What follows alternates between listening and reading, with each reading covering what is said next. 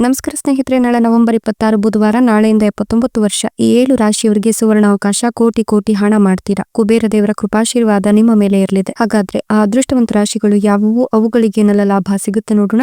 ಅದಕ್ಕಿಂತ ಮೊದಲು ಕುಬೇರ ದೇವನಿಗೆ ಭಕ್ತಿಯಿಂದ ಲೈಕ್ ಕೊಟ್ಟು ಪ್ರತಿದಿನ ದಿನ ಭವಿಷ್ಯ ತಿಳಿಯಲು ನಮ್ಮ ಚಾನೆಲ್ ಅನ್ನ ಸಬ್ಸ್ಕ್ರೈಬ್ ಮಾಡಿ. ಹಾಗೆ ಬೇಗನೆ ನಮ್ಮ ವಿಡಿಯೋದ ನೋಟಿಫಿಕೇಶನ್ ಪಡೆಯಲು ಬೆಲ್ ಬಟನ್ ಕ್ಲಿಕ್ ಮಾಡಿ ಆಲ್ ಅಂತ ಕ್ಲಿಕ್ ಮಾಡ್ಕೊಳ್ಳಿ. ನಿಮ್ಮ ಜೀವನದ ಸಕಲ ಸಮಸ್ಯೆಗಳಾದಂತಹ ಸತಿಪತಿ ಕಲಹ, ಪ್ರೀತಿಯಲ್ಲಿ ಮೋಸ, ಭೂಮಿ ವಿಚಾರ, ಕೋರ್ಟ್ ಕೇಸ್, ವ್ಯಾಪಾರ, ಹಣಕಾಸಿನ ತೊಂದರೆ, ಸಾಲಬಾಧೆ, ಸ್ತ್ರೀಯರ ಗುಪ್ತ ಸಮಸ್ಯೆ, ಹೀಗೆ ಹಲವಾರು ಸಮಸ್ಯೆಗಳಿಗೆ ಶಾಶ್ವತ ಪರಿಹಾರ ಮಾಡಿಕೊಡ್ತಾರೆ.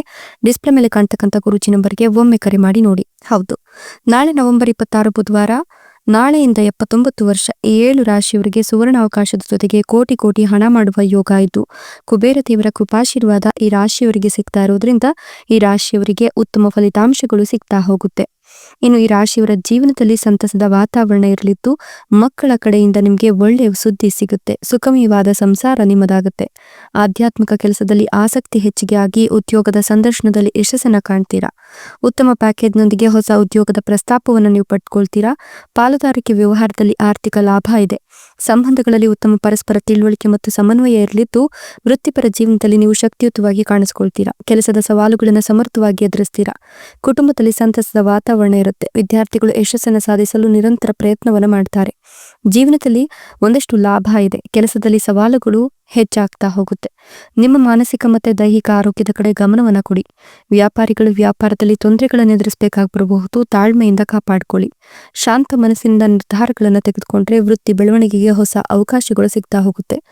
ಆರೋಗ್ಯ ಸಂಬಂಧಿತ ಸಮಸ್ಯೆಗಳನ್ನು ನಿರ್ಲಕ್ಷ್ಯ ಮಾಡಕ್ ಹೋಗ್ಬೇಡಿ. ಸಾಧ್ಯವಾದಷ್ಟು ಬೇಗ ವೈದ್ಯರನ್ನ ಸಂಪರ್ಕಿಸಿ. ಕೌಟುಂಬಿಕ ಜೀವನದಲ್ಲಿ ಸಂತೋಷ ಮತ್ತೆ ಶಾಂತಿ ಇರುತ್ತೆ. ನೆಮ್ಮದಿಯಲ್ಲಿ ಕಾಲ ಕಳಿತೀರಾ. ಸಂಗಾತಿಯೊಂದಿಗಿನ ಸಂಬಂಧ ಗಟ್ಟಿಯಾಗುತ್ತೆ. ನಿಮ್ಮ ಕೆಲಸದ ಬಗ್ಗೆ, ನಿಮ್ಮ ಕಾರ್ಯಕ್ಷಮತೆಯ ಮೇಲೆ ಇದು ಪರಿಣಾಮ ಬೀರಬಹುದು. ಮಾನಸಿಕ ಆರೋಗ್ಯ ಹೆಚ್ಚಾಗುತ್ತೆ. ಕೆಲಸದಿಂದ ಒತ್ತಡ ಕಡಿಮೆ ಆಗುತ್ತೆ. ನಿಮ್ಮ ಗುರಿಗಳನ್ನು ಸಾಧಿಸಲು ಕಠಿಣ ಪರಿಶ್ರಮವನ್ನು ಮುಂದುವರಿಸ್ತೀರಾ. ಖಂಡಿತವಾಗಿಯೂ ಇದು ನಿಮಗೆ ಯಶಸ್ಸನ್ನು ತಂದುಕೊಡುತ್ತೆ. ನಿಮ್ಮ ಆರ್ಥಿಕ ಸ್ಥಿತಿ ಸುಧಾರಿಸುತ್ತೆ.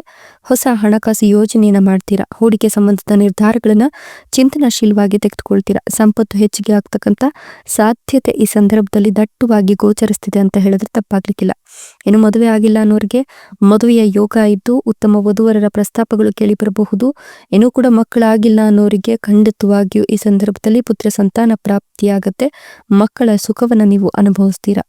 ಮಕ್ಕಳ ಕಡೆಯಿಂದ ಒಂದಷ್ಟು ಸಿಹಿ ಸುದ್ದಿಗಳನ್ನ ಕೇಳ್ತೀರಾ. ಜೊತೆಗೆ ಧನಾಗಮನವಾಗ್ತಾ ಹೋಗುತ್ತೆ. ರಾಶಿ ರಾಶಿ ಹಣ ನಿಮ್ಮ ಮನೆಯಲ್ಲಿ ಸುರಿಯುತ್ತೆ ಅಂತ ಹೇಳಿದ್ರೆ ತಪ್ಪಾಗ್ಲಿಕ್ಕಿಲ್ಲ. ಇನ್ನು ನೀವು ಧನಯೋಗವನ್ನ ಅನುಭವಿಸ್ತೀರಾ. ಹೀಗಾಗಿ ನಿಮ್ಮ ಮನೆಯಲ್ಲಿ ಕನಕ ವೃಷ್ಟಿಯೇ ಇರುತ್ತೆ. ಅತ್ಯಧಿಕ ಸಂಪತ್ತನ್ನ ಕಾಣ್ತೀರಾ. ಪಿತ್ರಾರ್ಜಿತ ಆಸ್ತಿಯ ಲಾಭ ಕೂಡ ನಿಮ್ಮದಾಗುತ್ತೆ. ಜೊತೆಗೆ ಈ ಒಂದು ಸಂದರ್ಭದಲ್ಲಿ ವಿದೇಶಿ ಪ್ರಯಾಣದ ಕನಸು ಕೂಡ ನನಸಾಗಿ ನಿಮ್ಮ ಬಹುದಿನದ ಕನಸುಗಳು ಈಡೇರುತ್ತೆ. ಇಷ್ಟೆಲ್ಲ ಲಾಭ ಮತ್ತು ಅದೃಷ್ಟವನ್ನು ಪಡಿತಿರ್ತಕ್ಕಂಥ ಅದೃಷ್ಟವಂತ ರಾಶಿಗಳು ಯಾವುವು ಅಂದ್ರೆ ಮೀನ ರಾಶಿ, ಕಟಕ ರಾಶಿ, ತುಲಾ ರಾಶಿ, ಸಿಂಹ ರಾಶಿ, ವೃಶ್ಚಿಕ ರಾಶಿ, ಧನುರ್ ರಾಶಿ, ಮಿಥುನ ರಾಶಿ. ಇವುಗಳಲ್ಲಿ ನಿಮ್ಮ ರಾಶಿ ಇದ್ದರೂ ಇಲ್ಲದಿದ್ದರೂ ಭಕ್ತಿಯಿಂದ ಓಂ ನಮೋ ಕುಬೇರ ದೇವಾಯ ಅಂತ ಕಮೆಂಟ್ ಮಾಡಿ. ಧನ್ಯವಾದಗಳು.